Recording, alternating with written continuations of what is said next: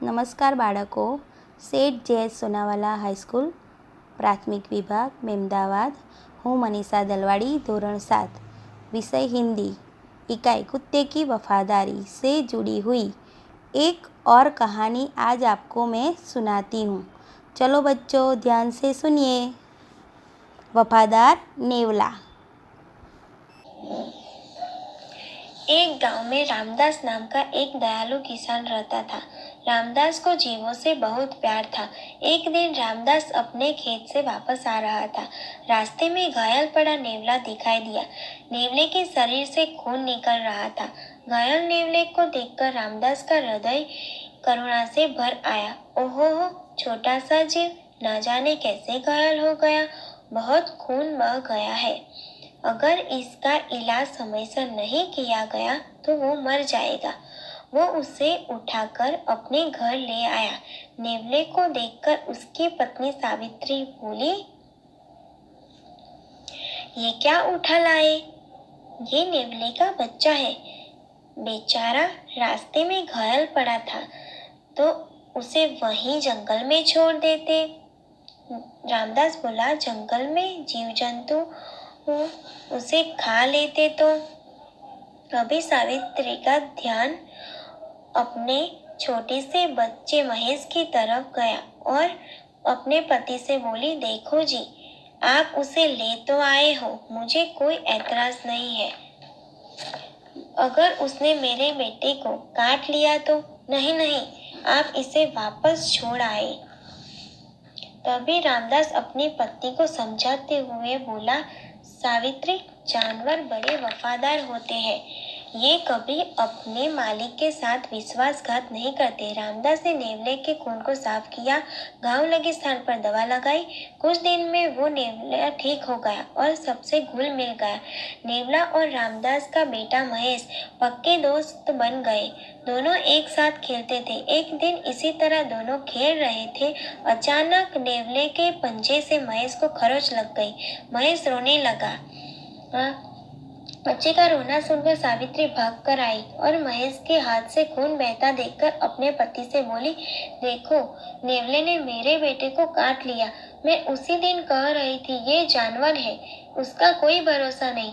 ये कहकर सावित्री ने नेवले को मारने के लिए डंडा उठाया। नेवला डरकर रामदास के पास चला गया। रामदास ने सावित्री को समझाया, सावित्री, ये दोनों हमेशा एक साथ खेलते हैं। खेलने में इसके पंजे से महेश को खरोंच आ गई थी। तुम अनायास ही उस पर शक कर रही हो। थोड़ी देर बाद नेवला और महेश फिर एक साथ खेलने लगे। ये देखकर रामदास ने कहा, महेश फिर नेवले के साथ खेल रहा है। अगर नेवले ने हमारे बेटे को काटा होता तो वो कभी उसके साथ नहीं खेलता। ये तो महेश को बहुत प्यार करता है। आप ठीक कह रहे हो। चलो, तुम्हारा शक तो दूर हो गया। अब मैं खेत पर जा रहा हूँ, थोड़ी देर बाद आऊँगा। तब तक तुम खाना बना लो, फिर हम एक साथ खाएंगे। थोड़ी देर बाद नेवले के साथ खेलकर महेश भी थककर सो गया। महेश को सुलाकर सावित्री भी बाहर चली गई। नेवला भी पास ही बैठा था। अचानक एक जहरीला सांप महेश की ओर आने लगा। महेश गहरी नींद में सो रहा था। तभी नेवले की नजर सांप पर पड़ी और वो सांप की तरफ दौड़ा और उछलकर सांप को दबोच लिया। उसके बाद सांप और नेवले में जमकर लड़ाई हुई। अंत में नेवले ने सांप को अपने तीखे दांतों से टुकड़े टुकड़े कर डाला। तभी उसे अपनी मालकिन आती हुई दिखाई दी। नेवला उसकी खुशी प्रकट करने के लिए उसके पास पहुंचा। सांप के खून से मुंह लाल पड़ा देखा सावित्री घबरा गई। नेवले ने उसने मेरे बेटे को मार दिया। वह गुस्से से पागल हो गई। बरामदे में पड़ा डंडा उठाया। उसी समय रामदास भी आ गया। गुस्से से पागल सावित्री ने रामदास की बात पर ध्यान नहीं दिया और नेवले को इतनी जोर से डंडा मारा, नेवला उसी समय मर गया। इसके बाद दौड़ती हुई कमरे में अंदर गई। अंदर महेश आराम से सो रहा था। तभी सावित्री की नज़र सांप पर पड़ी। वह रोती हुई बोली, नेवले ने मेरे बेटे की जान बचाई और मैंने बिना सोचे समझे उसे मार दिया। सावित्री को अपार दुख हुआ, मगर पश्चाताप करने के लिए को कोई फायदा नहीं। शिक्षा बिना विचारे जो करे सो પછતાએ। વિચાર્યા વગરનું કોઈ કામ કરવું નહીં, પછી પछताવાનો વારો આવે છે। अब हम देखते हैं कुत्ते की वफादारी। लल्लू भाई रबारी। प्रस्तुत कहानी में लेखक ने अपने स्वामी के प्रति जानवर की वफादारी और उजागर किया है। कभी कभी जल्दबाजी में काम करने से पछताने की नौबत आ जाती है। लेखक ने यह बात कुत्ते और बंजारे की इस कहानी के माध्यम से बताई है। उत्तर गुजरात के पाटण जिले में रतनपुर नाम का एक छोटा सा नगर है।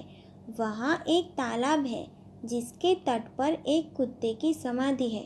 समाधि और वह भी कुत्ते की, यह जानकर आश्चर्य होगा ही। उसके पीछे एक सुंदर और हृदय को हिला देने वाली कथा है।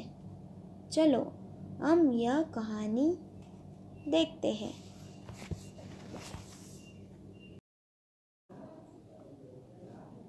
कुत्ते की वफादारी। पुराने ज़माने में व्यापार का सामान लाने ले जाने का काम बंजारे करते थे।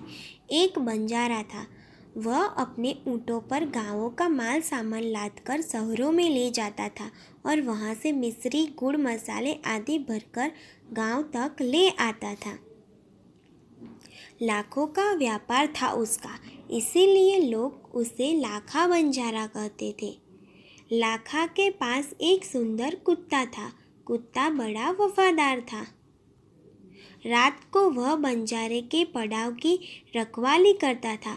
अगर चोर लुटेरे पड़ाव की तरफ आते दिखाई देते थे तो कुत्ता भौंक भौंक कर उन्हें दूर कर देता था। बंजारा अपने कुत्तों की वफादारी से बहुत खुश था। एक बार बंजारा व्यापार में मार खा गया और रुपयों की ज़रूरत आ पड़ी। वह रतनपुर के एक सेठ के पास पहुंचा। उसने अपनी बात बताई। रुपए तो मैं दे दूंगा, मगर उसके बदले में तुम क्या गिरवी रखोगे? सेठ जी, मेरे पास फूटी कौड़ी भी नहीं है। मैंने व्यापार में सब कुछ खो दिया है। मेरी जबान पर विश्वास रखें और मुझे रुपए दे दीजिए। मैं आपकी पूरी रकम सूद समेत 1 साल में ही चुका दूंगा। कोई बात नहीं, तुम्हारे पास यह कुत्ता है तो तुम इसे ही जमानत के रूप में दे दो। जब तुम सारे रुपए लौटा दोगे तब मैं भी कुत्ता तुम्हें वापस दे दूंगा। बंजारे को दुख तो बहुत हुआ अपने कुत्ते को देने में, मगर कोई चारा नहीं था। रुपए लेकर वह चला गया। कुछ दिन बीते। एक बार सेठ के यहाँ चोरी हुई। कुत्ते ने चोरों का पीछा किया। दूर जंगल में जाकर चोरों ने सारा माल सामान जमीन में गाड़ दिया और वहाँ से 9-11 हो गए। कुत्ता वहाँ भौंक भौंक कर सेठ को बताने लगा कि लुटेरे आपकी दुकान को तोड़कर माल उठा ले गए हैं। सेठ तो हक्का बक्का ही रह गए। कुत्ता सेठ की धोती पकड़कर आगे खींचने लगा। सेठ कुत्ते के पीछे पीछे चलने लगे। जहाँ चोरों ने माल छिपाया था वहाँ जाकर कुत्ता अपने पैरों से मिट्टी खोदने लगा। थोड़ा ही खोदने पर सब सामान निकल आया। सेठ की खुशी का कोई पार नहीं था। वह कुत्ते को प्रेम से थपथपाने लगा। कुत्ते की वफादारी पर वह मुग्ध हो गया। घर जाकर उसने एक चिट्ठी लिखकर कुत्ते के गले में पट्टे में बांध कहा, कुत्ते भाई, जाओ तुम अपने मालिक लाखा बंजारा के पास, तुम मुक्त हो। कुत्ता खुश हो गया और अपने मालिक से मिलने के लिए जल्दी जल्दी भागने लगा। इधर लाखा ने भी व्यापार में खूब रुपया कमाया। वह सेठ को उसकी रकम वापस करने के लिए उसी रास्ते में आ रहा था। उसने दूर से अपने कुत्ते को अपनी ओर आते हुए देखा। वह नाराज़ हो गया। सोचने लगा कि कुत्ते ने मेरी ज़बान काट ली है, उसने बेवफाई की है। जब मैं सेठ को क्या मुँह दिखाऊंगा? उसने आओ देखना था, बस कुत्ते के माथे पर लाठी का प्रहार कर दिया। कुत्ता बेहोश होकर गिर पड़ा। लाखा ने देखा कि कुत्ते के गले में एक चिट्ठी है। लाखा, तुम्हारे कुत्ते ने मुझे सूद समेत रुपये लौटा दिए हैं। अंततः कुत्ते को मैं मुक्त कर रहा हूँ। उसने मेरे घर चोरी किए गए माल सामान को वापस दिलवा दिया है। खुश होकर मैंने स्वयं इसे मुक्त किया है। लाखा तो चकित हो गया। वह चिल्लाने लगा, हाय हाय, यह मैंने क्या कर दिया, हाय यह मैंने क्या कर दिया। वह कुत्ते के शव को अपनी गोदी में लेकर फूट फूट कर रोने लगा। लेकिन अब पछताए होत क्या, जब चिड़िया चुग गई खेत।